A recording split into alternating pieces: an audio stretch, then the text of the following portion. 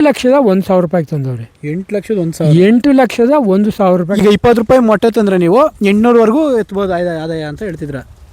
ಮಾಡ್ಬೋದು. ನಾವು ದಿವಸ ಒಂದು 22 ಲೀಟ್ರ್ 23 ಲೀಟ್ರನ್ನ ಹಾಲನ್ನು ಡೈರಿ ಕಳಿಸ್ತೀವಿ. 3ನೇ ಕರು ಲಾಸು.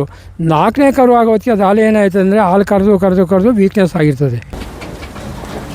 ಇದು 10 ಲೀಟ್ರ್ ಹಾಲು ಕೊಡ್ತದೆ. ಇದು 10 ಲೀಟ್ರ್ ಹಾಲು ಕೊಡ್ತದೆ.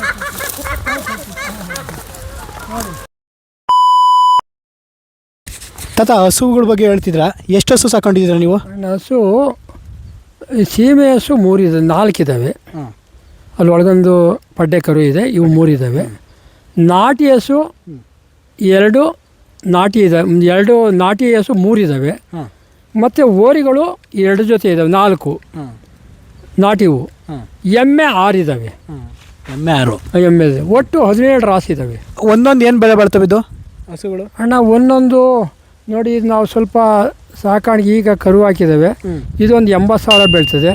ಇದು ಒಂದು 85,000 ಬೀಳ್ತದೆ. ಅದು ಒಂದು ಈಗ ಫಲ ಆಗಿದೆ, ಅದು ಒಂದು 50,000 ಬೀಳ್ತದೆ.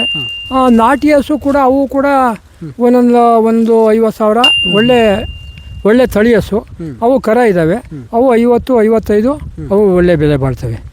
ಎಮ್ಮೆನೂ ಕೂಡ ಅವು ಕೂಡ ಈ 2 ಕರು ಹಾಕಿದೆ, ಅವು ಕೂಡ ಒಳ್ಳೆ ಬೆಲೆ ಬಾಳ್ತವೆ. ಏನೋ ಒಂದು 30, 40, 50 ಬಾಳ್ತವೆ. ಹಸುನೇ ಜಾಸ್ತಿ ರೇಟು ಎಮ್ಮೆಗಿಂತ? ಆಯ್ತು. ಎಮ್ಮೆನೂ ರೇಟ್ ಆಗ್ತವೆ.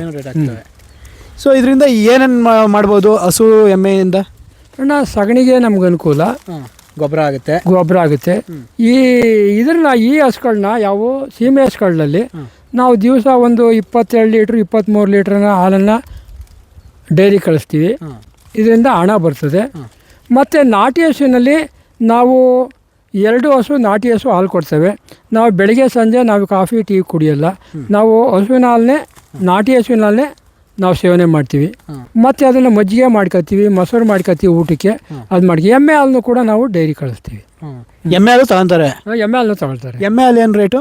ಎಮ್ಮೆ ಹಾಲು ಸ್ವಲ್ಪ ಬೇರೆ ಹೆಚ್ಚಿನ ರೇಟ್ ಕೊಡ್ತಾರೆ. ಹಸು ಈಗ ನಾವು ಒಂದು ಹಸು ತಗೊಬೇಕಂತ ಇದ್ದೀವಿ, ಏನೇನು ಪರೀಕ್ಷೆ ಮಾಡ್ಬಿಟ್ಟು ಹೆಂಗೆ ತಗೊಬೇಕು ಹಸುನ? ಹಸು ವ್ಯಾಪಾರ ಮಾಡೋಕ್ಕೆ ಹೋದಾಗ ಅದು ವಯಸ್ಸಾಗಿದೆಯಾ ಅಥವಾ ಈಗ ಎರಡಲ್ಲಿ ಬೀಳ್ದಾಗ ಅದಿನ್ನೂ ಕೂಡ ಮೊದಲನೇ ಕರು ಹಾಕೋ ನಿರೀಕ್ಷಣೆ ಇದೆಯಾ ಅಥವಾ ವಯಸ್ಸಾಗಿದ್ದರೆ ಏನಿದ್ರು ಸೀಮೆ ಹಸುಗಳು 1, 2, 3ನೇ ಕರು ಲಾಸು. 4ನೇ ಕರು ಆಗೋ ಹೊತ್ತಿಗೆ ಅದು ಹಾಲು ಏನಾಯ್ತು ಅಂದರೆ ಹಾಲು ಕರೆದು ವೀಕ್ನೆಸ್ ಆಗಿರ್ತದೆ. ಸೊ ಮೊದಲನೇ ಕರು ಹಾಕೋದು ತಗೊಂಡ್ರೆ ಬೆಸ್ಟು ಅಂತ ಹೇಳ್ತೀರಾ? ಅಂದರೆ HF ತಗೊಂಡ್ರು ಫಸ್ಟು. HF ತಗೋಬೇಕು ಅಂದರೆ ಒಳ್ಳೆ ಹಸು ತಗೋಬೇಕಂದ್ರೆ 1 ಲಕ್ಷ ಕಡಿಮೆ ಬರಲ್ಲ. HF ಅಂದರೆ ಅದು ಒಳ್ಳೆ ಹಸು. ಇದು HF ನೋಡಿ, ಇವೆರಡು HF, ಈ 3 HF ಈ ನೋಡ್ತಿದ್ದಂಗೆ ಗೊತ್ತಾಗಲ್ಲ HF ನೋಡಿ, ಹಿಂಗೆ ಕಾಣ್ತದೆ. ಇವೆಲ್ಲ ನೋಡಿ, ಇದೆಲ್ಲ ಈ ಥರ ಕಾಣ್ತದೆ. ಇನ್ನೊಂದು ಜರ್ಸಿ ಅಂತ ಐತೆ, ಅದು ಒಂದೇ ಬಣ್ಣ ಇರ್ತದೆ, ಅದರಲ್ಲಿ ಏನು ಬರಲ್ಲ. ಒಂದು 5 HF ಅಂದರೆ ಈ ಥರ 2 ಬಣ್ಣ ಬರೋದು ಅಂತ ಈ ಥರ ಬರ್ತದೆ ನೋಡಿ, ಈ ಥರ ಬರ್ತದೆ. ಇವು ಸುಮಾರು 20 ಲೀಟ್ರ್ ತನಕ ಹಾಲು ಕರಿತವೆ. ಇವು ಕರಿಯಲ್ಲ. ನಮ್ಮಲ್ಲಿ ನಮ್ಮ ನೆಂಟರೊಬ್ಬರು ಮಾಡಿದರೆ ಸುಮಾರು 2 ಲಕ್ಷ ಕೊಟ್ಟು ತಂದವ್ರೆ. ಸುಮಾರು ಒಂದು ದಿವಸಕ್ಕೆ ಒಂದು ಟೈಮ್ಗೆ 200 ಲೀಟ್ರ್ ಹಾಕ್ತಾರೆ. ಹಸುಗಳೇ ದೇವರು ಅಂದ್ಬಿಟ್ಟು ಬೆಳಗಿನ ಸಂಜೆವರು ಕೂಡ ಅವು ಸಗಣಿ ಬೀಳಿಸ್ದಂಗೆ ಅವಕ್ಕೆ ಏನೋ ಜೋಳ ತರಿಸೋದು, ಹುಲ್ಲು ಹಾಕೋದು, ಮತ್ತೊಂದು ತಿಂಡಿ ಕೊಡೋದು, ಅವು ಮೈ ತೊಳೆಯೋದು ಬೆಳಗ್ಗೆ ಇದ್ದರೆ ಅದೇ ಒಂದು ಮುಖ್ಯ ವೃತ್ತಿ ಅವ್ರದ್ದು. ಆ ರೀತಿ ನಾವು ಆ ಥರ ಮಾಡೋಕ್ಕಾಗಲ್ಲ. ನಮ್ಮಲ್ಲಿ ಜನ ಇಲ್ಲ. ನಾವೇನೋ ಇಲ್ಲಿ ಕಟ್ಟ ಹಾಕ್ತೀವಿ, ಹುಲ್ಲು ಹಾಕ್ತೀವಿ. ನಾವೇನೋ ಅದು ಎಷ್ಟು ಹಾಲು ಕೊಡ್ತೋ ಅದನ್ನು ನಾವು ಡೈರಿ ಕಳಿಸ್ತೀವಿ. ಒಂದು ಜೋಡಿ ಹಸು ಸಾಕೊಂಡ್ರೆ ಅಂದಾಜು ಎಷ್ಟು ಲೀಟ್ರ್ ಹಾಲು ಸಿಗ್ಬೋದು ನಮಗೆ? ಅಣ್ಣ, ಅದು ಇಷ್ಟು ಇರ್ತಂತಲ್ಲ, ಇದು ಎಷ್ಟು ಕೊಟ್ಟು ನೋಡಿ, ಇದನ್ನು ಚೆನ್ನಾಗಿ ಸಾಕಿರಿ ನೋಡಿ, ಇದು 10 ಲೀಟ್ರ್ ಹಾಲು ಕೊಡ್ತದೆ. ಇದು 10 ಲೀಟ್ರ್ ಹಾಲು ಕೊಡ್ತದೆ. ಇದು 10 ಲೀಟ್ರ್ ಹಾಲು ಕೊಡ್ತದೆ. ಚೆನ್ನಾಗಿ ಸಾಕಿರಿ, ಅದಕ್ಕೆ ಪೌಷ್ಟಿಕವಾದ ಆಹಾರ ಮತ್ತು ಡಾಕ್ಟ್ರ್ ಕನ್ಸಲ್ಟ್ ಮಾಡಿಬಿಟ್ಟು ಎಲ್ಲನೂ ಹಾಕಿದ್ರೆ. ಒಂದು ಟೈಮ್ಗೆ ಹೇಳ್ತಿದ್ದೀರಾ ನೀವು? ಒಂದೊಂದು ಟೈಮ್ ಕೊಡ್ತದೆ. ಒಂದು ಟೈಮ್ಗೆ 10 ಲೀಟ್ರು, ದಿನಕ್ಕೆ 20 ಲೀಟ್ರ್ ಆಗುತ್ತೆ ಅಲ್ಲಿಗೆ. ಚೆನ್ನಾಗಿ ಎಲ್ಲ ರೀತಿಯಲ್ಲೂ ಅದು ಪೌಷ್ಟಿಕವಾದ ಗೊಬ್ಬರ ಆಹಾರ ಕೊಟ್ಟರೆ ಬರ್ತದೆ. ಸುಮ್ಮನೆ ಏನೋ ನಾನು ಹಸು ಕಟ್ಟಿದ್ದೀನಿ ಅಂತ ಅಂದರೆ ಬರೀ 2 ಲೀಟ್ರಿಗೂ ಬರ್ತವೆ. ಹಸುನ ಹೆಂಗೆ ಚೆನ್ನಾಗಿ ನೋಡ್ಕೊಳ್ಳೋದು? ಏನೇನು ಹಾಕ್ಬೇಕು ಅದಕ್ಕೆ? ಹೆಂಗೆ? ಇಲ್ಲ, ಹುಲ್ಲು ಒಂದು ಟೈಮ್, ಒಂದು ಟೈಮ್ ಅನುಲ್ಲು, ಒಂದು ಟೈಮು ಹಸಿರು ಇರ್ತಕ್ಕಂಥ ಇದು, 1-2 ಟೈಮು ತಿಂಡಿ. ಏನು ಹೇಳಿ? 1-2 ಟೈಮ್ ತಿಂಡಿ ಕೊಡಬೇಕು ಬೆಳಿಗ್ಗೆ. ತಿಂಡಿ ಅಂದರೆ ತಿಂಡಿ ಅದೇ ಫೀಡ್ಸ್ ಬರ್ತದೆ, ಇದ್ರಲ್ಲಿ ಕೊಡ್ತಾರೆ, ಅದರಲ್ಲಿ ಡೈರಿಲಿ ಕೊಡ್ತಾರೆ, ಅವರೇ ಕೊಡ್ತಾರೆ, ಸರ್ಕಾರದಿಂದ ಕೊಡ್ತಾರೆ. ಅದನ್ನೆಲ್ಲ ಹಾಕಬೇಕು, ಬೂಸ ಹಾಕಬೇಕು, ಎಲ್ಲವನ್ನೂ ಕೊಡಬೇಕು. ಮತ್ತು ಅವಕ್ಕೆ ಇನ್ಶೂರೆನ್ಸ್ ಮಾಡಿಸ್ಬೇಕು. ಇಲ್ಲಿರೋ ಹಸುಗಳಿಗೆಲ್ಲ ಇನ್ಶೂರೆನ್ಸ್ ಇದೆಯಾ? ಇನ್ಶೂರೆನ್ಸ್ ಇದೆ ನೋಡಿ, ಇಲ್ಲಿ ಇನ್ಶೂರೆನ್ಸ್ ಇದೆ ನೋಡಿ, ಇಲ್ಲಿ ಇಲ್ಲಿದೆ ಇನ್ಸೂರೆನ್ಸ್ ಬಿಲ್ ಹಾಕಿದ್ದಾರೆ. ಓ, ಈ ಕಿವಿಗೆ ಹಾಕೋದಿದೆ. ಇದೇನಾದ್ರು ಕೂಡ ವ್ಯತ್ಯಾಸ ಆಗಿ ಏನಾದ್ರು ಡೆತ್ ಆಯಿತು ಅಂದರೆ ನಮಗೆ ಒಂದು ಆ ವಸೂಲಿನ ಮೇಲೆ 50,000 60,000 70,000 ಇನ್ಸೂರೆನ್ಸ್ ಮಾಡಿದ್ದಾರೆ. ಅದರಿಂದ ಅದು ನಮಗೆ ಲಾಭದಾಯಕ ಇದೆ. ರೈತ ಯಾವುದೇ ರೀತಿ ಅವನು ಕುಗ್ಗಂಗಿಲ್ಲ. ಒಂದು ವೇಳೆ 10,000 ಹೆಚ್ಚು ಕಮ್ಮಿ ಆಗ್ಬೋದು, ನಮಗೆ ಇದಾದ್ರೂ ಆದರೂ ನಿಮಗೆ ಸೇಫ್ಟಿ ಅನ್ನೋದು ಒಂದಿರುತ್ತೆ. ಸೇಫ್ಟಿ, ನಮ್ಮ ಸೇಫ್ಟಿ ನಮಗೆ.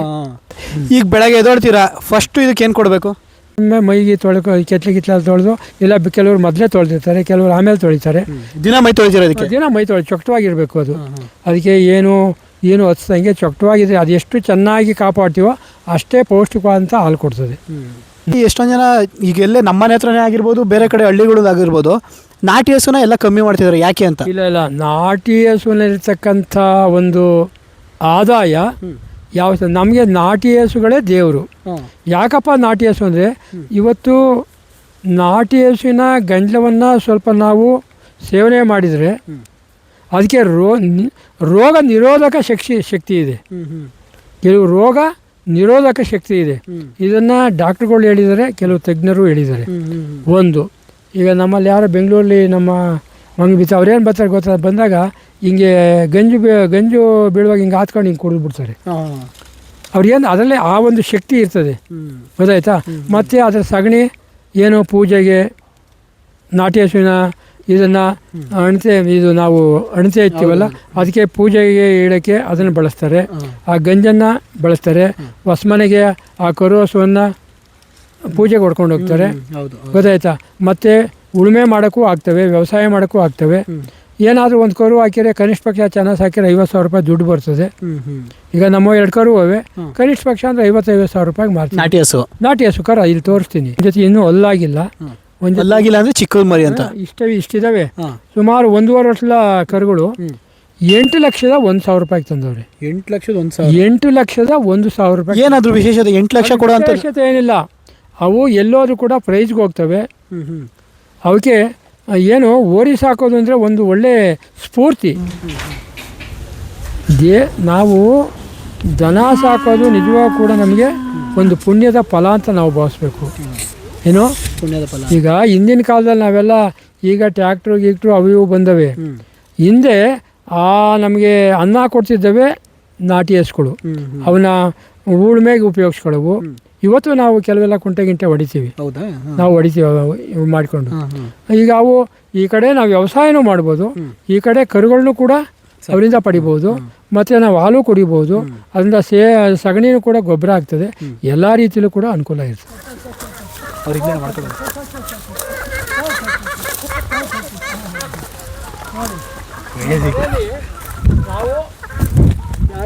ಇವೆಲ್ಲ ನಾಟಿ ಕೋಳಿನ? ನಾಟಿ ಕೋಳಿ ನೋಡಿ, ಇನ್ನೂ ಇಲ್ಲೆಲ್ಲ ಹೋಗಿದ್ದಾವೆ.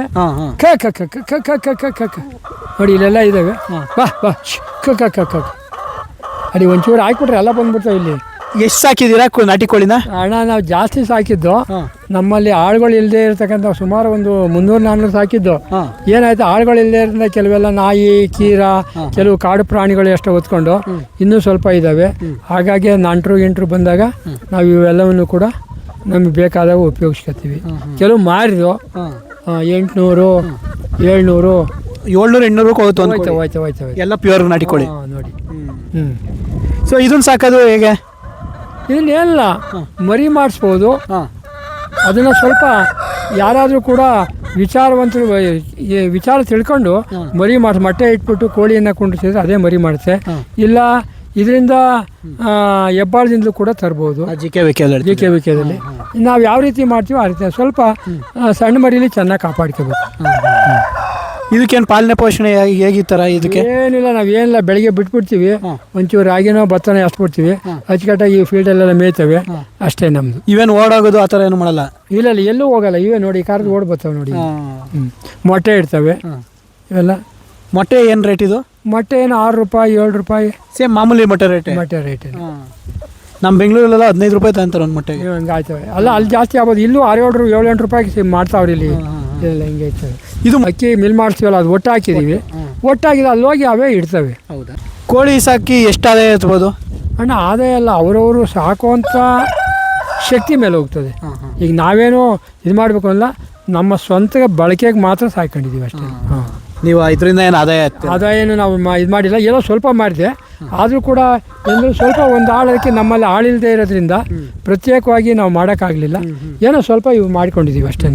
ಒಂದು ಕೋಳಿ ಮರಿ ಎಷ್ಟಾಗುತ್ತೆ ತರ್ಬೇಕು ನಾವು ಇವಾಗ ಅಂತ? ಮರಿ ಹಣ GK ವೆಹಿಕಲ್ ತರಬೇಕಾದ್ರೆ 15, ಚೆನ್ನಾಗಿ ಇದಾಗಿರೋವು 18 ಹಿಂಗೆಲ್ಲ. ಅಲ್ಲಿ 18 ಅಂದರೆ 18 ರೂಪಾಯಿ, ಬರೀ 18 ರೂಪಾಯಿಗೆ ಒಂದು ಕೋಳಿ ಮೊಟ್ಟೆ. 20 ರೂಪಾಯಿ GK ಇರ್ತವೆ. ಹಾಂ, ಈಗ 20 ರೂಪಾಯಿ ಮೊಟ್ಟೆ ತಂದರೆ ನೀವು 800ವರೆಗೂ ಎತ್ಬೋದು ಆದಾಯ ಅಂತ ಹೇಳ್ತಿದ್ರ?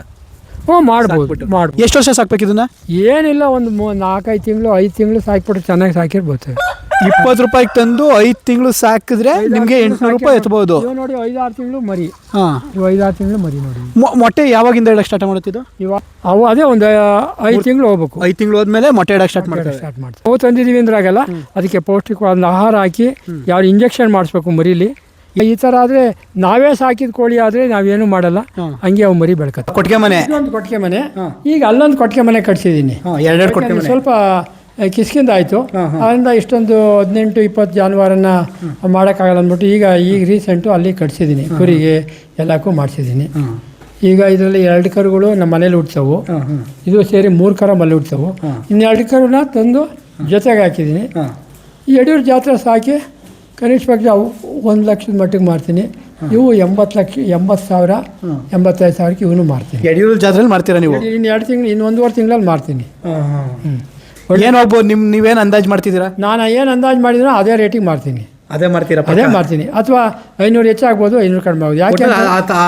ಯಾಕೆ ಅಂದರೆ ಅವ ಒಂದು ತಳಿ, ನಾಟಿ ತಳಿ ಅಷ್ಟೊಂದು ಚೆನ್ನಾಗಿದ್ದಾವೆ ನೋಡಿ. ಅದೇ ಜಾತಿ, ಒಳ್ಳೆ ಪ್ಯೂರ್ ಜಾತಿ, ಪ್ಯೂರ್ ನಾಟಿ. ಪ್ಯೂರ್ ನಾಟಿ ಅಂತ ಹೆಂಗ್ ಗೊತ್ತಾಗುತ್ತೆ? ಹಳ್ಳಿಕಾರ್ ಅಂತ ಇದಕ್ಕೆ. ಇದ್ರ ಟಿವಿಲೆಲ್ಲ ತೋರಿಸ್ತಾರೆ ಹಳ್ಳಿಕಾರ್ ಅಂತ. ಹಳ್ಳಿಕಾರ್ ತಳಿ ಓರಿಗಳು ಇವೆಲ್ಲ. ಹೆಂಗ್ ಹಳ್ಳಿಕಾರ್ ಅಂತ ಹೆಂಗ್ ಗೊತ್ತಾಗುತ್ತೆ? ಹಳ್ಳಿಕಾರ್ ಅಂದರೆ ನಾವು ಹುಟ್ಟಿದಾಗಲೇ ನೋಡ್ತೀವಿ, ಇದು ಹಳ್ಳಿಕಾರಿಗೆ ಇರ್ತೀಯಾ ಅಥವಾ ಹೆಂಗೈತೆ ಆ ಕೊಳ್ಳು, ಏನು ಇಲ್ಲಿ ಕತ್ತು ಮತ್ತು ಅದು ಭಾವ ಎಲ್ಲ ನೋಡ್ರಿ, ಇದು ಹಳ್ಳಿಕಾರ್ ತಳಿ ಅಂತ ಅಂದ್ಬಿಟ್ಟು ಹಳ್ಳಿ ಜನ ಗುರುತಿಸ್ತಾರೆ. ಇದು ಹಳ್ಳಿಕಾರು ಅಂದರೆ ಒಳ್ಳೆ ಓರಿ ಬಿಡಿಸ್ಬೇಕು. ಅದು ಕರು ಇದಾಗಬೇಕಾದ್ರೆ ಇವೆಲ್ಲ ಒಳ್ಳೆ ಓರಿ ಬಿಡಿಸೋವೇ ಆಗೋದು. ಕಸಿ ಮಾಡಿಸಿದ್ದೀನಿ 2-3 ದಿವಸದಿಂದ ಜ್ವರದಲ್ಲವೇ. ನಾಳೆಯಿಂದ ಸ್ವಲ್ಪ ಇದಾಯ್ತದೆ, ಇನ್ನೂ ತಿಂಡಿ ಕೊಟ್ಟರೆ ನಾಳೆಯಿಂದ ಕೊಡ್ತೀನಿ. ಈ ಕಸಿ ಮಾಡಿಸಿದಾಗ ಹೆಂಗೆ ಟ್ರೀಟ್ ಮಾಡಬೇಕು? ಏನು 2-3 ದಿವಸ ಮೇವು ಸರಿಯಾಗಿ ಕೊಡಬಾರ್ದು. ಒಂದು 15-20 ದಿವಸ ಏನು ಒಟ್ಟಾಗಬಾರ್ದು. ಬರೀ ಹುಲ್ಲು, ಬರೀ ಬೂಸದಲ್ಲಿ ಇಟ್ಟಿಗಿರಬೇಕು. ಇವೆಲ್ಲ ಕೆಲವು ನಿಯಮ ಇದ್ದಾವೆ, ಆ ನಿಯಮವನ್ನು ಪಾಲನೆ ಮಾಡಬೇಕಾಗುತ್ತೆ. ಇಲ್ಲಿ ರೇಷನ್ ತುಂಬ್ತೀರಾ ನೀವು? ಹಾಂ, ಇವು ಭತ್ತ ತುಂಬಿದ್ದೀವಿ, ಇವೆಲ್ಲಕ್ಕೂ ಭತ್ತ ತುಂಬಿದ್ದೀವಿ. ಹೌದಾ? ಇದ್ರಲ್ಲಿ ಭತ್ತ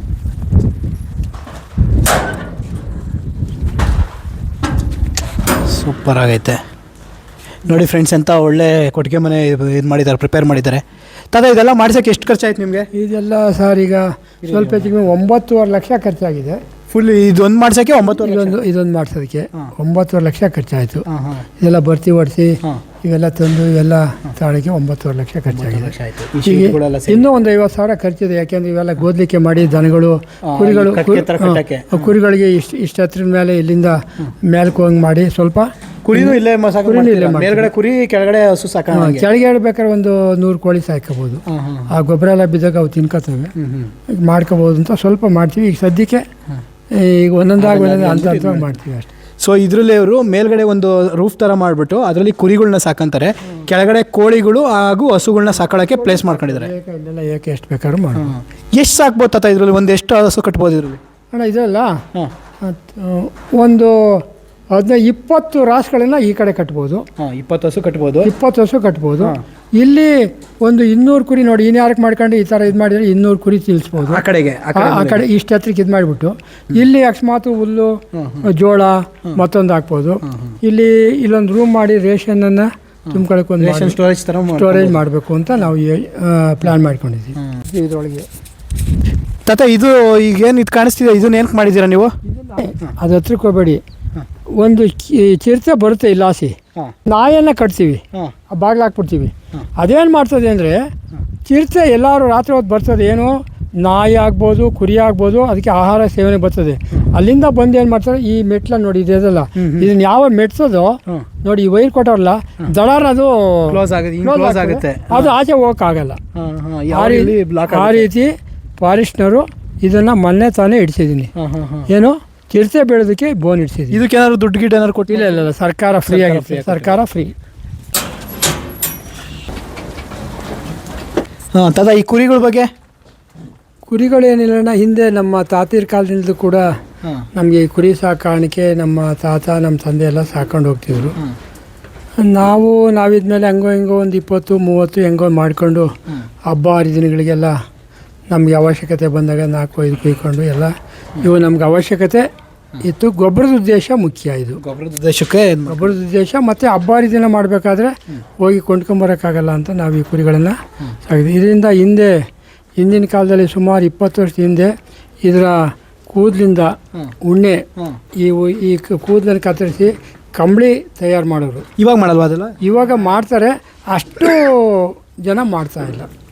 ಈಗ ಅಷ್ಟು ಜನ ಮಾಡ್ತಾ ಇಲ್ಲ, ಕೂದಲು ಅಷ್ಟೊಂದು ತಗೋತಾ ಇಲ್ಲ. ಈಗ ನಾವು ಹಿಂಗೆ ತಿಪ್ಪಿಗೆ ಹಾಕ್ಬಿಡ್ತೀವಿ. ಈಗ ಇದು ಮಾಡ್ತಾ ಇದ್ರೆ ಒಂದು ಸ್ವಲ್ಪ ದುಡ್ಡು ಕೊಟ್ಬಿಟ್ರೆ ಅವ್ರು ಒಳ್ಳೆ ಭಾಳ ಚಳಿಗಾಲಕ್ಕೆ ಒಳ್ಳೆ ಕಂಬಳಿ ಕೊಡೋರು. ಈಗ ನಾವು ಇತ್ತೀಚೆಗೆ ಏನು ಮಾಡಿದ್ದೀವಿ ಅಂದರೆ, ಸರಿ ನಾವು ಇಲ್ಲೇ ತೋಟದಿಂದ ಒಂದು 100 ಕುರಿನ ಇವನ್ನು ನಾವು ಸಾಕೊಂಡು ಒಂದು ವರ್ಷಕ್ಕೆ 1-2 ಲಕ್ಷ 1-2.5 ಲಕ್ಷನ ಮರಿಗಳನ್ನ ಒಂದು ಸಾರಿ ಮಾರ್ತೀನಿ. ನಾವು ಹಬ್ಬಕ್ಕೆ ಒಂದು 5-6 ಕುಯ್ಕೋತೀವಿ. ನಮ್ಮ ಸ್ವಂತಕ್ಕೆ ಅವಶ್ಯಕತೆಗೆ ಇದು ಮಾಡ್ತೀವಿ. ಇಲ್ಲ ಏನಾದರೂ ಅನಿವಾರ್ಯ ಅಂತಂದ್ರೆ ದುಡ್ಡು ಬೇಕಾದ್ರೆ ಮಾರ್ಕೋಬೋದು. ಇಂಥ ಒಂದು ಅನುಕೂಲ ಇದರಲ್ಲಿದೆ. ಇದು ಕುರಿ ಮನೇಲಿದ್ದರೆ ದುಡ್ಡಿದ್ದಂಗೆ ಅಲ್ವಾ? ಮನೇಲಿ ದುಡ್ಡಿಡೋದು ಒಂದೇ, ಈ ಕುರಿ ಕಳೆದು ಒಂದೇ. ಇದು ಮೇಕೆ ಎಷ್ಟು ಸಾಕೊಂಡಿದ್ರೆ? ಮೇಕೆನೂ ಒಂದು 5 ಕೊಟ್ಬಿಟ್ಟೆ. ಯಾಕೆಂದರೆ ಮೇಕೆ ಇವು ಕುರಿ ಜೊತೆ ಓಡೋಗ್ತವೆ ಅಂದ್ಬಿಟ್ಟು ಕೊಟ್ಬಿಟ್ಟೆ. ಇಷ್ಟು ಮಾತ್ರ ಇಟ್ಕೊಂಡಿದ್ದೀನಿ ಅಷ್ಟೇ. ಹಾಂ, ಮೇಕೆ ಸಾಕಿದ್ರೆ ಉತ್ತಮನ, ಕುರಿ ಸಾಕಿದ್ರೆ ಉತ್ತಮನ? ಮೇಕೆಲ್ಲ ಒಳ್ಳೆ ಬೆನಿಫಿಟ್ ಇದೆ. ಮೇಕೆ ಕುರಿಗಿಂತ ಮೇಕೆ ಇದು. ಆದರೆ ಇದನ್ನು ಸೊಪ್ಪು ಮತ್ತೊಂದು ಮಾಗಿ ಮೇಯಿಸ್ಬೇಕಾದ್ರೆ ಮುಂದ್ಗಡೆ ನಿಂತ್ಕೊಬೇಕು. ಇವು ಬೇಕಾದ್ರೆ ಎಲ್ಲಿ ಬೇಕಾದ್ರೂ ಮೇಯ್ತಾವೆ ಕುರಿ. ಈ ಮೇಕೆ ಗಿಡಗಳನ್ನ ಹುಡ್ಕೊಂಡು ಓಡ್ತಾ ಇರ್ತವೆ. ಅದರಿಂದ ಸ್ವಲ್ಪ ಕಷ್ಟಕರ, ಅದು ಮೇಯ್ಸೋದು ಕಷ್ಟ ಆಗ್ತದೆ. ಇವಕ್ಕೆಲ್ಲ ಫೀಡ್ ಏನಾಗ್ತೀರಾ? ನಾನು ಏನೂ ಹಾಕಲ್ಲ, ಯಾವ ಫೀಡ್ಸು ಹಾಕಲ್ಲ. ಒಂದು 2 ಎಕರೆ ಹುಳ್ಳಿಕಾಯಿನ ಬಿಟ್ಟು ಒಂದು 40 ದಿವಸ ಒಂದು 20 ನಿಮಿಷ 10 ನಿಮಿಷ ಹುಳ್ಳಿಕಾಯಿನ ಬಿಟ್ಟು ತಿನ್ನಿಸ್ತೆ. ಈಗ ಇನ್ನೊಂದು 2-3 ದಿವಸ ಆಗುತ್ತೆ, ಅಲ್ಲಿ ಕ್ಲೋಸು. ಅವು ಹುಳ್ಳಿಕಾಯಿ ಬಂದಾಗ ಚೆನ್ನಾಗಿ ಮಾಡಬೇಕು. ಈಗ ಬೇಸಿಗೆ ಮೇವಿಲ್ಲದೆ ಹೋದರೆ ಇಲ್ಲಿ ಒಟ್ಟು ಸ್ಟಾಕ್ ಮಾಡಿದ್ದೀವಿ. ದಿನ ಒಂದು 2 ಬೋಸಿ ಒಟ್ಟು ಹಾಕ್ಬಿಡ್ತೀವಿ, ತಿನ್ಕೋತವೆ. ನೀರು ಕುಡಿಸೋ ಕಟ್ಟೆಯಲ್ಲಿ ಹೊರಗಡೆ ಸ್ವಲ್ಪ ಮೇವಿಸ್ತೀವಿ, ತಂದಕ್ಕೆ ಹಾಕ್ತೀವಿ. ದಿವಸ ಒಂದು 5 ಬೋಸಿ ಕಸ ಆಗುತ್ತೆ. ಸುಮಾರು ಒಂದು ದಿವಸಕ್ಕೆ 300 ರೂಪಾಯಿ ಗೊಬ್ಬರ ಆಗುತ್ತೆ. 300 ರೂಪಾಯಿ ಗೊಬ್ಬರ ಆಗುತ್ತೆ. ನನ್ನ ಈ ಕೊಂಡು ಮಾರ್ತಾವ್ರಲ್ಲ ಗೊಬ್ಬರ, 300 ರೂಪಾಯಿ ಗೊಬ್ಬರ ಆಗುತ್ತೆ. ಹಾಂ. ಸೊ ಫ್ರೆಂಡ್ಸ್, ಇದಾಗಿತ್ತು ಇವತ್ತಿನ ಲಾಗ್. ಸೊ ನಾವು ತೋಟದಲ್ಲಿ ಏನೇನು ಬೆಳಿಬೋದು, ಎಷ್ಟರಲ್ಲಿ ಏನೇನು ಮಾಡ್ಬೋದು, ಏನು ಆದಾಯ ಬರುತ್ತೆ ಎಲ್ಲ ನಮ್ಮ ಹಿರಿಕರು ಎಲ್ಲ ತಿಳಿಸ್ಕೊಟ್ಟಿದ್ದಾರೆ. ಸೊ ಅವ್ರಿಗೆ ಈ ಮೂಲಕ ಒಂದು ಥ್ಯಾಂಕ್ಸ್ ಹೇಳ್ತಾ ಇದ್ದೀನಿ. ಧನ್ಯವಾದಗಳು ತಾತ, ನಮಗೆಲ್ಲರಿಗೂ ತಿಳಿಸ್ಕೊಟ್ಟಿದ್ದಕ್ಕೆ. ಇದನ್ನು ನಮ್ಮ ಅನುಭವನ ನಿಮ್ಮ ಹತ್ರ ಹಂಚ್ಕೊಂಡಿದ್ದೀವಿ ಅಷ್ಟೇ. ನಿಮ್ಮಿಂದ ಎಷ್ಟೋ ಜನ ಯುವಕರಿಗೆ, ಆಮೇಲೆ ಕೃಷಿ ಮಾಡಬೇಕಂತ ಇರೋರಿಗೆ ತುಂಬ ಯೂಸ್ಫುಲ್ ಆಗುತ್ತಿದ್ದು. ಇವತ್ತು ಎಲ್ಲರೂ ಕೂಡ ಭಾಳ ಜ್ಞಾನಿಗಳಾಗ್ಯವ್ರೆ. ಈಗ ನಮ್ಮದೇ ಅಂತ ಅಲ್ಲ, ಎಲ್ಲ ಹುಡುಗರೆಲ್ಲ ಯಾವ ರೀತಿ ಮಾಡಬೇಕು ನಮಗಿಂತ ಫಾಸ್ಟಾಗಿ ಮಾಡ್ತಕ್ಕಂಥ ಜನ ಇದ್ದಾರೆ, ನಾವೇ ಅಂತ ಅಲ್ಲ. ಸೊ ಇನ್ನು ಇದೇ ಥರ ಹೆಚ್ಚಿನ ಕಂಟೆಂಟ್ಗಾಗಿ ನಮ್ಮ ವಿಡಿಯೋನ ಲೈಕ್ ಮಾಡಿ, ಕಮೆಂಟ್ ಮಾಡಿ ಹಾಗೂ ನಮ್ಮ ಚಾನಲ್ನ ಸಬ್ಸ್ಕ್ರೈಬ್ ಮಾಡಿ. Thank you.